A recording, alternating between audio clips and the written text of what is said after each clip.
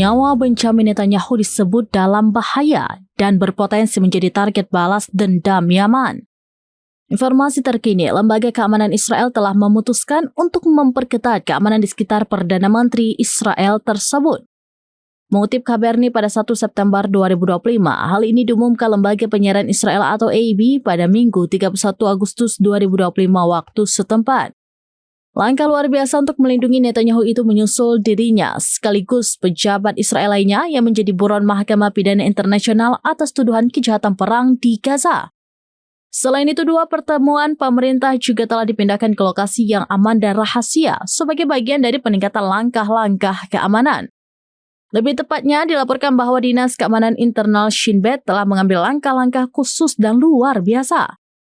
Terkhusus untuk melindungi Netanyahu, Menteri Pertahanan Israel Katz, dan pejabat senior lainnya. Mengingat ancaman nyata Yaman untuk membalas pembunuhan anggota pemerintahan mereka.